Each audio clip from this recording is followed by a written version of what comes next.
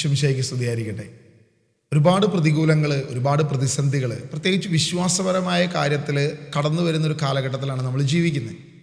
യുവതലമുറയോട് യേശുവിനെക്കുറിച്ചോ വിശുദ്ധ ബൈബിളിനെക്കുറിച്ചോ വിശ്വാസത്തെക്കുറിച്ചോ പറഞ്ഞു കഴിഞ്ഞാൽ അവരൊരു ചെറിയ ചിരിയുമായിട്ട് മുന്നോട്ട് പോകുന്നതാണ് നമ്മൾ കാണുന്നത്. ഒരു ചെറിയൊരു ചിരി. അതായത് ആ പറയുന്നതിനെ അവഗണിക്കുകയാണോ അതിനെ സ്വീകരിക്കുകയാണോ എന്ന് പറയുന്ന വ്യക്തിക്ക് മനസ്സിലാകുക പോലും ചെയ്യത്തില്ല എന്നാൽ വേണമെങ്കിൽ മനസ്സിലാക്കിക്കൊള്ളുക എന്ന രീതിയിൽ ഒരു ചെറിയൊരു പുഞ്ചിരിയോടുകൂടി അവർ കടന്നു പോകും. കാരണം വിശ്വാസത്തിൻ്റെ തലം പൂർണ്ണമായി അവരിൽ നിന്നും പോയി. ഇന്ന് വിശ്വാസികൾ എത്ര പേരുണ്ട് എന്ന് നോക്കുമ്പോൾ നമ്മുടെ ചർച്ചുകളിലെ വരുന്ന നമ്പറുകളോ അല്ലെങ്കിൽ ആ ചർച്ചുകളിലെ ഇടവക അംഗങ്ങളുടെ പുസ്തകത്തിലെ രജിസ്റ്ററിലെ പേര് നോക്കിക്കഴിഞ്ഞാൽ ഒരിക്കലും ക്രിസ്ത്യാനിയുടെ എണ്ണം നമുക്ക് കിട്ടാൻ പോകുന്നില്ല. കാരണം ക്രിസ്തുവിനെ സ്നേഹിക്കുന്നവൻ, യേശുവിനെ ദൈവമായി ആരാധിക്കുന്ന, യേശു എൻ്റെ ദൈവമാണ്, എൻ്റെ കർത്താവാണ് എന്ന് പറയാൻ കെൽപ്പുള്ള എത്ര പേരുണ്ടെന്ന് ചോദിച്ചാൽ അത് ചിലപ്പോൾ വിരലിൽ എണ്ണാവുന്നത് മാത്രമായിരിക്കും നമ്മുടെയൊക്കെ ഇടവകകളിലുള്ളത്. ഈ തരത്തിലേക്ക് വിശ്വാസം അധപതിച്ചു പോയതിൻ്റെ കാരണം എന്താണ്? ഇങ്ങനെ ഈ രീതിയിലേക്ക് പോയതിൻ്റെ കാരണം എന്താണെന്ന് നമ്മൾ പരിശോധിച്ചാൽ അനുദിനം വളർന്നു വരുന്ന ആരാധന രീതികളിലൂടെ കടന്നു വരുന്ന തെറ്റായ പ്രബോധനങ്ങളാണ്. അതായത് എൻ്റെ ആവശ്യത്തിന് വേണ്ടി എനിക്ക് പല നിയോഗങ്ങളുണ്ട്. ഈ നിയോഗങ്ങൾ സമർപ്പിക്കാൻ പലതരത്തിലുള്ള വ്യക്തിത്വങ്ങളെ, അത് വിശുദ്ധരാകട്ടെ, യേശുവിൻ്റെ അമ്മ മാതാവിൻ്റെ പേരിലാകട്ടെ, ഇങ്ങനെ പല വിധത്തിൽ ഉറങ്ങുന്ന ഔസേപ്പിതാവ്, കുരുക്കഴിക്കുന്ന മാതാവ്, ഗർഭിണി മാതാവ്, ഇങ്ങനെ തുടങ്ങി സാരി മാതാവ് തുടങ്ങി പലവിധ കാര്യങ്ങളിലൂടെ നമ്മളിങ്ങനെ വ്യഗ്രതയിലാണ്. എങ്ങനെ ഭൗതിക ആവശ്യങ്ങളെ നേടിയെടുക്കാൻ ഈ വിശുദ്ധരെ ഏത് തരത്തിൽ ഉപയോഗിക്കാം? എൻ്റെ പ്രതികൂലങ്ങളെ, എൻ്റെ കുരുക്ക് പിടിഞ്ഞ ജീവിതത്തിൽ ക്രിസ്തു എൻ്റെ കുരുക്കഴിക്കുമെന്നല്ല, മാതാവ് വേണം എൻ്റെ കുരുക്കഴിക്കാൻ. അപ്പോൾ എന്തുകൊണ്ടാണ് നമ്മൾ യേശുവിൻ്റെ അടുത്തിട്ട് പോകത്തെ? അല്ല, യേശുവിൻ്റെ അടുത്തിട്ട് പോകണമെങ്കിൽ നിയമങ്ങൾ പാലിക്കണം.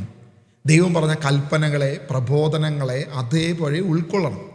അപ്പം അതിന് കഴിയാത്തവർക്ക് പിന്നെയുള്ള എളുപ്പം വഴി എപ്പോഴും പിൻവാതിലുകളാണ്. ഇങ്ങനെയുള്ള പിൻവാതിലുകളുടെ എണ്ണം കൂടിക്കൊണ്ടിരിക്കുക, അനുദിനം കൂടിക്കൊണ്ടിരിക്കുക. പിൻവാതിലുകളുടെ എണ്ണം കൂടുന്നതനുസരിച്ച് നമ്മുടെ യുവാക്കൾ, പുതിയ തലമുറ ഈ പിൻവാതിലുകളിലൂടെ വിശ്വാസത്തിൽ നിന്നും പോകുന്നത് ഇതാരും ദർശിക്കുന്നില്ല, ആരും കാണുന്നില്ല. നമ്മളെന്തെങ്കിലും പറയുമ്പോൾ, ഇപ്പോൾ ഇങ്ങനെയുള്ള കാര്യങ്ങളെക്കുറിച്ച് ചർച്ചാ വിഷയമാക്കുകയോ സംസാര വിഷയമാക്കുകയോ ചെയ്യുമ്പോൾ, അല്ലെങ്കിൽ ഒരു വീഡിയോ ചെയ്യുമ്പോൾ അനേകർ നമ്മളെ ഉപദേശിക്കുന്നത് കാണാം. അയ്യോ, പുതിയ തലമുറയുടെ വിശ്വാസം കളയല്ലേ. അതിന് പുതിയ തലമുറയ്ക്ക് എവിടെയാണ് വിശ്വാസം? ഈ മേഖലയിൽ അല്ലെങ്കിൽ ഇങ്ങനെ ഇത്തരം കാര്യങ്ങൾ, ഈ വിഗ്രഹാരാധന, അന്യാരാധനകൾ, ഇപ്പോൾ ഒരു ക്രിസ്ത്യാനി എന്ന് പറഞ്ഞ് അഭിമാനിച്ചുകൊണ്ട് നോക്കിക്കഴിയുമ്പോൾ നമ്മൾ നോക്കുമ്പോൾ നമുക്ക് മനസ്സിലാവുന്നില്ല ഇതിനകത്ത് ഏതാ ക്രിസ്ത്യാനി, ഏതാണ് ക്രിസ്തുവിൻ്റെ അനുയായി. മറ്റുള്ളവരുമായിട്ട് ഈ ക്രിസ്തുവിൻ്റെ അനുയായിക്ക് എന്ത് വ്യത്യാസമുള്ളത്? പ്രത്യേകിച്ച് യാതൊരു വ്യത്യാസവും കാണുന്നില്ല. ഇതുപോലെ ഒരു തലമുള്ള ആളുകളെ നമുക്ക് സംഖ്യാപുസ്തകം അതിൻ്റെ 11-ാം അധ്യായത്തിൽ കാണാം. അതായത് ദൈവത്തിൻ്റെ അഗ്നി അവരുടെ മധ്യേ വന്നിട്ടും ആ അഗ്നിയെ കണ്ടിട്ടും പാളയത്തിൻ്റെ ഒരു സൈഡ് മുഴുവൻ കത്തി നശിച്ചിട്ടും തകർന്നു പോയിട്ടും പിന്നെയും പിറുവിറുക്കുന്ന, പിന്നെയും അവരുടെ ഭൗതിക ആവശ്യങ്ങൾക്ക് വേണ്ടി മാത്രം അവരുടെ ദൈവത്തിനെതിരെ പിറുവിറുപ്പുകൾ മാത്രമായി നിൽക്കുന്ന ഒരു ജനത്തെ നമുക്ക് സംഖ്യാപുസ്തകം അതിൻ്റെ 11-ാം അധ്യായത്തിൽ നമ്മൾ കാണുന്നുണ്ട്. സംഖ്യ 11-ന്റെ-13 മുതൽ ഈ ജനത്തിനെല്ലാം നൽകാൻ എവിടെ നിന്ന് മാംസം കിട്ടും? ഞങ്ങൾക്ക് ഭക്ഷിക്കാൻ മാംസം തരിക എന്ന് പറഞ്ഞ് അവർ കരഞ്ഞു. അതായത് ഇസ്രായേൽ ജനം മുഴുവൻ, അതിൻ്റെ 10-ാം വാക്യം വായിക്കുകയാണെങ്കിൽ ഇസ്രായേൽ കുടുംബങ്ങൾ ഓരോന്നും സ്വന്തം കൂടാരവാതിൽക്കലിരുന്ന് വിലപിക്കുന്നത് മോശ കേട്ടു. കർത്താവിൻ്റെ കോപം ആളിക്കത്തി, മോശയ്ക്ക് നീരസം തോന്നി ഈ ജനത്തോട്. നമ്മളൊന്ന് ആലോചിച്ച് നോക്കുക. അതായത് ഇത്രയും അധികം കാടപ്പക്ഷിയെ കൊടുത്ത്, മന്നായെ കൊടുത്ത്, എല്ലാവിധ അനുഗ്രഹങ്ങളും കൊടുത്ത്, പക്ഷെ അതൊന്നും അവർക്ക് വില പോകുന്നില്ല. അവരുടെ ദൈവത്തിൻ്റെ പ്രവർത്തനങ്ങളാണ് എന്നുള്ളൊരു ബോധ്യം അവർക്ക് ലഭിക്കുന്നില്ല. യേശുവിനെ കാണാൻ കഴിയുന്നില്ല, ദൈവത്തെ കാണാൻ കഴിയുന്നില്ല. പകരം അവരെ സംബന്ധിച്ച് യേശുവിൻ്റെ ക്രൂശോ മരണമോ കഷ്ടതയോ വേദനയോ ദുഃഖമോ ഇതൊന്നും ഞങ്ങളുടെ പ്രശ്നമല്ല. ഞങ്ങൾക്ക് ഇപ്പോൾ എന്ത് കിട്ടണം?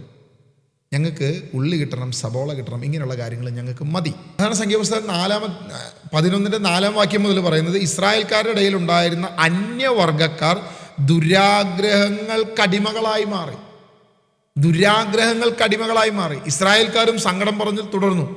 ആരാണ് ഞങ്ങൾക്ക് ഭക്ഷിക്കാൻ മാംസം തരിക? ഈജിപ്തിൽ വെറുതെ കിട്ടിക്കൊണ്ടിരുന്ന മത്സ്യം, വെള്ളരിക്ക, മത്തങ്ങ, സവോള, ചുവന്നുള്ളി, വെളുത്തുള്ളി ഇവയൊന്നും ഞങ്ങൾക്ക് ഇപ്പോൾ കിട്ടുന്നില്ല. ഞങ്ങൾ ഓർക്കുക അതിനെക്കുറിച്ച്. ഞങ്ങൾക്ക് മത്തങ്ങതായോ, ഞങ്ങൾക്ക് കുമ്പളങ്ങതായോ, ഞങ്ങൾക്ക് മത്സ്യത്തായോ, വെള്ളരിക്കതായോ ഈ നിലവിളിയ. എടാ, യഥാർത്ഥ ഭക്ഷണം ക്രിസ്തുവാണ്. യഥാർത്ഥ ഭക്ഷണം അവൻ്റെ വചനമാണ്. അതിനൊന്നും വേണ്ട, അതൊക്കെ ബോറടിയാണ് ബ്രദറെ. എന്തിനാ അതൊക്കെ? ഇതൊന്നും നമുക്ക് പറ്റുന്ന കാര്യമല്ലെന്നേ. ഒരു ധ്യാനം വെച്ച ഇടവകയിൽ 4 പേരുണ്ടാവും, കുറച്ച് അമ്മമാരുണ്ടാവും, കുറച്ച് ആ കമ്മിറ്റിക്കാരും ഉണ്ടാവും, പിന്നെ പുറത്തൊരു ആരും ഉണ്ടാവാൻ പോകുന്നില്ല. ഒരു ഗാനമേള വെച്ച് അപ്പം നമ്മൾ യൂത്തിനെ കാണാം. ഒരു നാടകം വെച്ചാൽ പോലും ഉണ്ടാവുന്നില്ല ഇപ്പോഴത്തെ യൂത്ത്. ഗാനമേള, റാപ്പർ വേടൻ്റെ ഒരു ഗാനം, എന്നാൽ പൊളിയാണ്. പിന്നെ എല്ലാവരും കൂടി അതിൻ്റെ അകത്തുണ്ടാവും. നമ്മളിങ്ങനെയായി മാറിക്കഴിഞ്ഞ് യഥാർത്ഥത്തിൽ ക്രിസ്ത്യാനിറ്റി ഇപ്പം തോമസ് ലീഹായുടെ മക്കൾ എന്നറിയപ്പെടുന്ന, ഇപ്പോൾ ഈ കഴിഞ്ഞ ദിവസം തോമസ് ലീഹയുടെ പെരുന്നാളായിരുന്നു എൻ്റെ ഇടവപ്പള്ളിയിലെ കപ്പേളയിൽ. ഞാൻ ഒരു പ്രയർ കഴിഞ്ഞ് തിരിച്ചു വരുന്ന സമയത്ത് ഞാൻ നോക്കുമ്പോൾ കപ്പേളയുടെ നേരെ ഫ്രണ്ടിൽ തന്നെ ഗാനമേള നടക്കുക. അതായത് കപ്പേള അവിടെ ഇരിക്കുന്നുണ്ട്, ആ കപ്പേളയിൽ കുറച്ച് മുമ്പേ വിശുദ്ധ കുർബാന നടന്നേ ഉള്ളൂ. ആ വിശുദ്ധ കുർബാനയുടെ ബലിപീഠം അവിടെ തന്നെ ഇരിക്കുന്നുണ്ട്. ആ ബലിപീഠത്തിന് തൊട്ടിപ്പുറത്ത് നിന്നിട്ട് മറ്റേ ഡാഡി മമ്മി വീട്ടിലില്ല എന്ന് പറഞ്ഞുകൊണ്ട് നമ്മുടെ ചേട്ടൻ പാടിക്കൊണ്ടിരിക്കുക. കുറേ ചേട്ടന്മാർ അവിടെ നിന്ന് തുള്ളുന്നുണ്ട്. ഇപ്പം ഇതായി നമ്മുടെ ട്രെൻഡ്, ഇതായി മാറിക്കഴിഞ്ഞു. അതായത് സുഖഭോഗങ്ങൾക്ക് വേണ്ടി, ലൗകികമായ കാര്യങ്ങൾക്ക് വേണ്ടി മാത്രം ദൈവത്തെ നോക്കുകയും ദൈവത്തെ കാണുകയും ചെയ്യുന്നൊരു ജനമായി നമ്മൾ മാറിയോ? നമ്മൾ സ്വയം ഒന്ന് ചിന്തിച്ചു നോക്കുക. ഈ ഇസ്രായേൽ ജനം ഈ വെള്ളരിക്ക, ഞങ്ങൾക്ക് എവിടെയാണ് വെള്ളരിക്ക, മത്സ്യം എവിടെ, മത്തങ്ങ എവിടെ, സബോള എവിടെ എന്നൊക്കെ ചോദിച്ച് കരഞ്ഞ് അല്ലെങ്കിൽ അവരെ നിലവിളിച്ച് കഴിഞ്ഞപ്പോൾ ദൈവം അവർക്ക് കൊടുത്തു. അങ്ങനെ തന്നെയാണ് നമ്മൾ ആ സംഖ്യാപുസ്തകം 11 കാണുന്നത്. ദൈവം അവർക്ക് ആവശ്യത്തിലധികം കൊടുത്തു എന്നാണ് വചനത്തിൽ നമ്മൾ കാണുന്നത്. അതിന് 18-ാം വാക്യത്തിൽ പറയുന്നുണ്ട്, ഈജിപ്തിൽ ഞങ്ങൾ സന്തുഷ്ടരായിരുന്നു എന്ന് പരാതിപ്പെട്ടു, അതിനാൽ കർത്താവ് നിങ്ങൾക്ക് മാംസം തരും, നിങ്ങൾ ഭക്ഷിക്കുകയും ചെയ്യും. 19-ാം വാക്യം, 1, 2, 5, 10, 20 ദിവസത്തേക്കല്ല നിങ്ങളത് തിന്നുക, നിങ്ങളുടെ മൂക്ക്, അതായത് മൂക്കിലൂടെ പുറത്തു വന്ന് ഓക്കാനം വരുന്നത് വരെ 1 മാസത്തേക്ക് നിങ്ങൾ തിന്നോ, ആവശ്യം പോലെ ഞാൻ തരാം. ദൈവം അതാ പറയുന്നത്, ആവശ്യം പോലെ തരാം, ഒരു കുറവും വരുത്തതില്ല. പക്ഷെ നമ്മൾ താഴോട്ട് വായിക്കുമ്പോൾ ഇതെന്ത് സംഭവിച്ചു എന്നുള്ളത് 31-ാം വാക്യത്തിൽ നമ്മൾ കാണുന്നുണ്ട്. പെട്ടെന്ന് കർത്താവ് ഒരു കാറ്റയച്ചു. ആ കാറ്റ് കടലിൽ നിന്നും കാടപ്പക്ഷികളെ കൊണ്ടുവന്നു. ഒരു ദിവസത്തെ യാത്രാദൂരം വ്യാസാർത്ഥത്തിൽ, ഒരു ദിവസം ഒരാൾക്ക് സഞ്ചരിക്കാവുന്ന അത്രയും അധികം വ്യാസം, അത്രയും അധികം നീളമല്ല, വ്യാസം, അത്രയും അധികം വ്യാസാർത്ഥത്തിൽ ആ കൂടാരത്തിന് ചുറ്റും 2 മുഴം ഘനത്തിൽ മൂടിക്കിടക്ക വെക്കണം. അത് വീണു. അത്രയധികം ആവശ്യം പോലെ മൂക്കുമുട്ട തിന്നാവുന്ന തരത്തിൽ സംഭവം കാടപ്പക്ഷികൾ വന്ന് നിറഞ്ഞു. ജനം അന്ന് പകലും രാത്രിയും പിറ്റേന്നും കാടപ്പക്ഷികളെ ശേഖരിച്ചു. ഏറ്റവും കുറച്ച് ശേഖരിച്ചവന് പോലും 10 ഹോമർ കിട്ടി. അവരത് പാളയത്തിന് ചുറ്റും ഉണക്കാനിട്ടു. എന്നാൽ ഇറച്ചി ഭക്ഷിച്ചുകൊണ്ടിരിക്കെ തന്നെ കർത്താവിൻ്റെ കോപം ജനത്തിനെതിരെ ആളിക്കത്തി ഒരു മഹാമാരി അയച്ച് അവിടുന്ന് അവരെ ശിക്ഷിച്ചു. നമുക്ക് വചനം പറയാം, അവിടുന്ന് അവരെ ശിക്ഷിച്ചു. മൂക്കുമുട്ട തിന്നാൻ കൊടുത്തു. ഈ ദുരാഗ്രഹികളായ, ഈ ആഗ്രഹത്തിൻ്റെ അപ്പുറം പിന്നെയും ആഗ്രഹം, അതിൻ്റെ അപ്പുറം ആഗ്രഹം, ഇങ്ങനെ ഈ ദുരാഗ്രഹത്തിൻ്റെ തലത്തിലേക്ക് കടന്നു വന്ന ഈ ജനത്തോട് ദൈവം ചെയ്ത പ്രവൃത്തി എന്താ നോക്കുക. അവർക്ക് മൂക്കുമുട്ട തിന്നാൻ കൊടുത്തു. പക്ഷേ ദൈവത്തിൻ്റെ സംഹാരദൂതൻ ഇറങ്ങി അനേകം പേർ കൊല്ലപ്പെടുന്ന അവസ്ഥയിലേക്ക്, അത്യാഗ്രഹികളെ അവിടുന്ന് സംസ്കരിക്കുന്ന അവസ്ഥയിലേക്ക്, നശിപ്പിക്കുന്ന, ശിക്ഷിക്കുന്ന അവസ്ഥയിലേക്ക് ദൈവത്തിൻ്റെ ന്യായവിധി അവിടെ ഇറങ്ങി വന്നു. അവിടെ ആ ദൈവത്തിൻ്റെ ന്യായവിധി ഇറങ്ങി വന്ന സ്ഥലത്തെ മോശ ഇങ്ങനെ പേരിട്ടു, കിബ്രോത്ത് ഹത്താവ. കിബ്രോത്ത് ഹത്താവ എന്താണ് ആ വാക്കിൻ്റെ അർത്ഥം? അതായത് അത്യാഗ്രഹികളുടെ ശവക്കുഴി അല്ലെങ്കിൽ കുഴിമാടം എന്നാണ് ഇതിൻ്റെ അർത്ഥം. അത്യാഗ്രഹികളുടെ ശവക്കുഴി. ഇന്ന് നമ്മൾ ഏതാണ്ട് ഇതേ തലത്തിലെത്തിക്കഴിഞ്ഞു. ക്രിസ്ത്യാനി എന്ന് പറഞ്ഞ് അഭിമാനിക്കുന്ന നമ്മളിൽ പലരും ഈ അത്യാഗ്രഹത്തിൻ്റെ ശവക്കുഴിയിൽ അല്ലെങ്കിൽ കിബ്രോത്ത് ഹത്താവയിലാണ് നമ്മൾ പോകുന്നത്.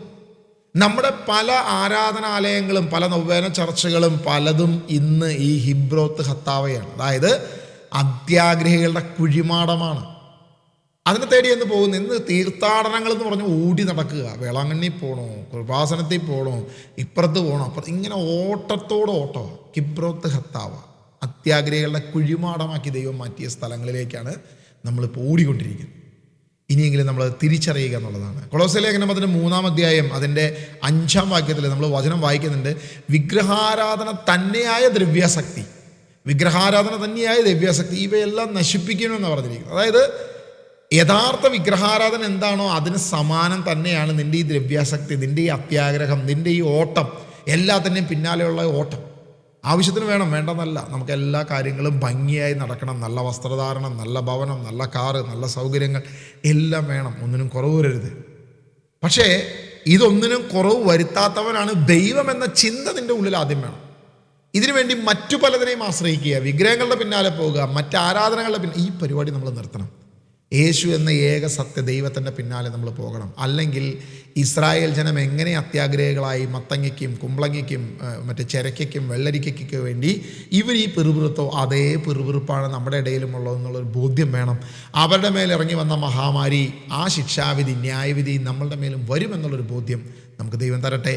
അതുകൊണ്ട് ഏക സത്യദൈവമായ യേശു ക്രിസ്തുവിനെ മാത്രം ആരാധിച്ച് ക്രിസ്തു കേന്ദ്രീകൃതമായ ഒരു ക്രിസ്തീയ ജീവിതം നയിക്കുവാൻ ദൈവം നമ്മെ ബലപ്പെടുത്തട്ടെ. ഒരു സീരിയസ് ആയിട്ടുള്ളൊരു വിശ്വാസം പുതിയ തലമുറയ്ക്ക് നമുക്ക് കൈമാറുമ്പം ഏറ്റവും ശ്രേഷ്ഠമായൊരു വിശ്വാസം ജീവിക്കുന്ന ദൈവത്തെ കൊടുക്കുവാൻ.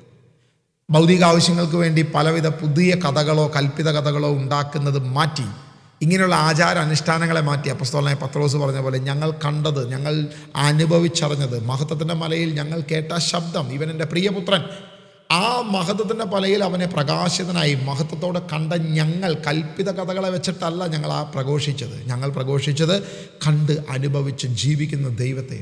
ആ ജീവിക്കുന്ന ദൈവത്തെ എത്ര പേർക്ക് അവൻ്റെ സ്നേഹത്തോടു കൂടെ കരുതാൻ പറ്റും? നമ്മുടെ അത്യാഗ്രഹങ്ങളെ മാറ്റി, ഹിബ്രോത്ത് ഹത്താവ് നമ്മളിൽ നിന്ന് എടുത്തു മാറ്റി ദൈവത്തിലായിരിക്കാൻ ദൈവം നമ്മെ ബലപ്പെടുത്തട്ടെ, ദൈവം നമ്മെ ശക്തിപ്പെടുത്തട്ടെ. അല്ലെങ്കിൽ ഇസ്രായേൽ ജനത്തിന് സംഭവിച്ചു തന്നെ കാനാൻ ദേശത്തേക്ക് പ്രവേശിക്കാൻ കഴിയാതെ, ദൈവരാജ്യത്തിലേക്ക് പ്രവേശിക്കാൻ കഴിയാതെ നമ്മളും അതിൻ്റെ അകത്ത് അകപ്പെട്ട് പോകുമെന്ന ബോധ്യം നമ്മളെ തിരുത്തട്ടെ, നമ്മളെ അനുഗ്രഹിക്കട്ടെ. ഇത് കേൾക്കുന്ന ആരെങ്കിലും നീ ഇന്ന് മാനസാന്തരപ്പെടുന്നുവെങ്കിൽ, ഇന്ന് തിരിച്ചു വരുന്നുവെങ്കിൽ ദൈവം നിന്നെ അനുഗ്രഹിക്കും, ദൈവം നമ്മെ വീണ്ടെടുക്കുമെന്ന വിശ്വാസം നമുക്ക് ഉറപ്പുണ്ട്. കാരണം നമുക്ക് വേണ്ടി കാൽവരിയിൽ ക്രൂശിതനായ ക്രിസ്തുയേശു സകല പാപങ്ങളെ പോക്കി നമുക്ക് വേണ്ടി സകലതും പൂർത്തിയാക്കി അവനിൽ വിശ്വസിക്കുന്നവൻ രക്ഷ പ്രാപിക്കുമെന്ന ഏറ്റവും ശ്രേഷ്ഠമായ കാര്യം അപ്പോസ്തലന്മാർ നമ്മളോട് പ്രഖ്യാപിച്ചിരിക്കുന്നു. അത് നമുക്ക് വിശ്വസിക്കാം, ആ വിശ്വാസത്തെ നമുക്ക് ഏറ്റുപറയാം, ആ വിശ്വാസത്തെ നമുക്ക് പിൻചൊല്ലാം. ദൈവം അനുഗ്രഹിക്കട്ടെ.